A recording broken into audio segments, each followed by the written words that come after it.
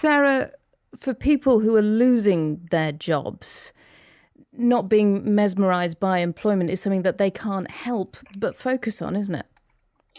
Yeah, sure. I think it's really important to remember here that although kind of there is some limited cause for encouragement over some of these indicators, across a range of others, it's not looking great. And regardless of all that, these lines on the graph aren't just lines on a graph when we think about what shape of the recovery. They're actually people's lives, they're people's livelihoods, there's people's jobs. And for some, there's been quite diverging impacts of this lockdown on various different people. So for many, involuntary saving has increased dramatically through the pandemic, which means unusually for an economic downturn, spending power is kind of theoretically quite high.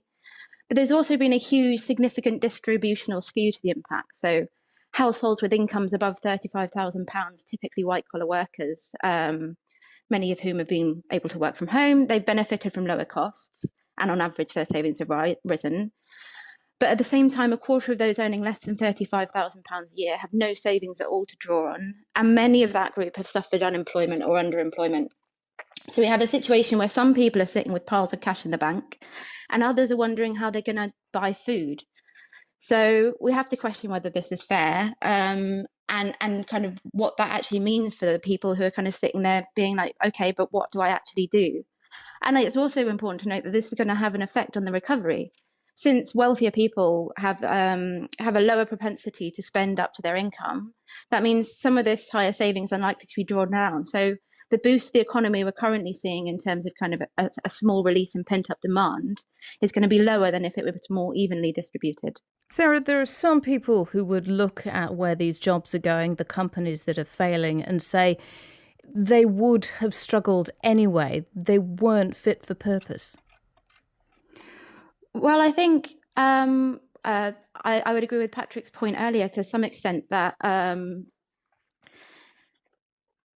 this situation is completely unprecedented, and no one was expecting this virus, or the kind of the associated lockdown, which, by the way, was of course the right thing to do in protecting lives. And the government has taken significant and frankly unprecedented action to protect and stimulate those jobs. And I think that's the right thing to do, but it's absolutely vital that it doesn't stop now, because I think there are significant risks still facing the recovery as we come out of lockdown. Firstly, I mean, the virus has not actually gone away. And secondly, the impact of job losses and health risks, as well as their impact on consumer and business confidence. So I think we are likely to see increasing unemployment as the job retention schemes are unwound. It's already starting to be unwound this month from the 1st of August. And we're already seeing signs that kind of many retail shops and high streets are really struggling. And that may well be the case that they would have struggled anyway. But I'd like to return to the point I made earlier that it's not just about these are people's lives and these are people's livelihoods.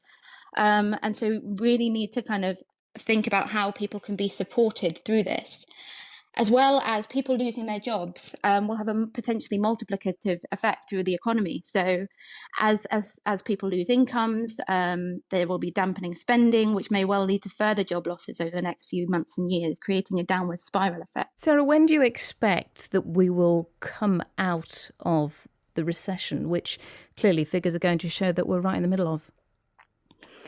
Well, I think the estimates range from between up to several years to kind of to fully recover, up to say 2025. I think there's so much uncertainty about the path of both the virus, the government's policy response, and people's response to that.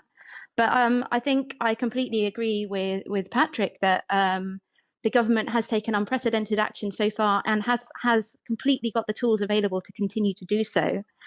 And by taking positive fiscal steps can really increase the likelihood of us coming out of the recession much sooner. And so it's really important to think long term about the kind of the type of the recovery we want as well. The government can take positive fiscal stimulus to include things like significant large-scale investment in jobs to support workers and incomes, for example, through investment in green and social infrastructure. They can take action to support training and supporting the workforce, including training nurses and carers. And this kind of thing can also support the jobs which stimulate their economy and make our public sector more resilient to future shocks. So there's a real opportunity here. But I also think it's really vital to make the point that it's not, although the last recession there was some unemployment and then the economy did recover to some extent, although I would say that the kind of the cost incomes haven't really recovered even now. But in the last time, the unemployment reached a peak of about 2 million after several years. This time, estimates are that it'll be much higher unemployment, by the end of the year.